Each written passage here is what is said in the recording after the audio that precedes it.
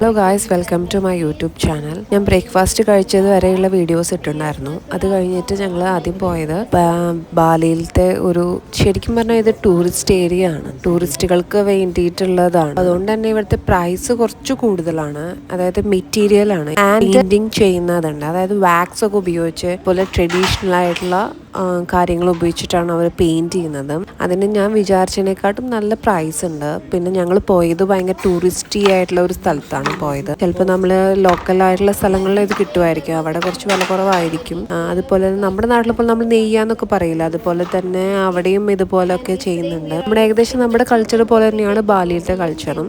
എനിക്ക് ഇഷ്ടപ്പെട്ടായിരുന്നു ചില പീസസൊക്കെ, പക്ഷെ നല്ല എക്സ്പെൻസീവ് ആയിരുന്നു. ഒരു പീസിനൊക്കെ ചില 3000 5000 ഒക്കെ ഉണ്ടായിരുന്നു, ഒരു ഷാളിനൊക്കെ. അതുകൊണ്ട് തന്നെ ഞാൻ ഒന്നും മേടിച്ചില്ല. പക്ഷെ ലോക്കലായിട്ടുള്ള സ്ഥലങ്ങളിൽ ചിലപ്പോൾ കിട്ടുമായിരിക്കും, പക്ഷെ അവിടെ ഒന്നും എനിക്ക് പോകാൻ പറ്റിയില്ല. അത് കഴിഞ്ഞ് ഞങ്ങൾ പോയത് ഒരു പെയിന്റിങ് സ്ഥലത്തായിരുന്നു, പെയിന്റിങ്സ് ഒക്കെ ഉള്ളത്. അതും നല്ലതായിരുന്നു. ആക്ച്വലി നല്ല നല്ല പെയിന്റിങ്സ് ഉണ്ടായിരുന്നു.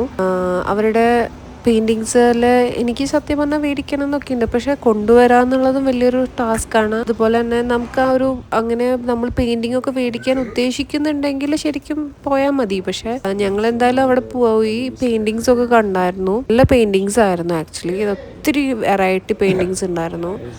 ആക്ച്വലി ഒത്തിരി അവരെ അധികം ടൂറിസ്റ്റ് സ്ഥലമാണ് ആക്ച്വലി. അതുകൊണ്ട് തന്നെ എനിക്കറിയില്ല ഇതിൻ്റെ പ്രൈസൊക്കെ എത്രയാണെന്നും. പ്രൈസൊക്കെ ചിലപ്പോൾ പല സ്ഥലങ്ങളിൽ ചിലപ്പോൾ കുറഞ്ഞു കിട്ടുമായിരിക്കും. അവർ കഷ്ടപ്പെട്ടിട്ട് അവർ പെയിൻറ് ചെയ്യാണ്, അവർ സ്വന്തമായിട്ട് പെയിൻറ് ചെയ്യുന്നതാണ്. ആൾക്കാർ അവിടെ ഇരുന്ന് രാവിലെ തൊട്ട് വൈകുന്നേരം വരെ ഇരുന്ന് പെയിൻറ് ചെയ്തിട്ട് വിൽക്കുന്നതാണ്. ഇവിടെ പെയിൻറ്റിംഗ് എന്ന് പറയുന്നത് ഏകദേശം ഒരു മുറികളായിട്ടാണ്, ഏകദേശം ഒത്തിരി മുറികൾ ഉണ്ടായിരുന്നു പെയിൻറ്റിങ്. അത് ഒത്തിരി ലോങ് ആയിട്ടുള്ള വരാന്ത പോലെയായിരുന്നു. അപ്പോൾ ഒത്തിരി പെയിൻറ്റിങ്സ് ഉണ്ടായിരുന്നു. അപ്പോൾ അവരതൊക്കെ വിൽക്കാൻ വേണ്ടിയിട്ട് തന്നെയാണ് വെച്ചിരിക്കുന്നത് എല്ലാ പെയിൻറ്റിങ്ങും.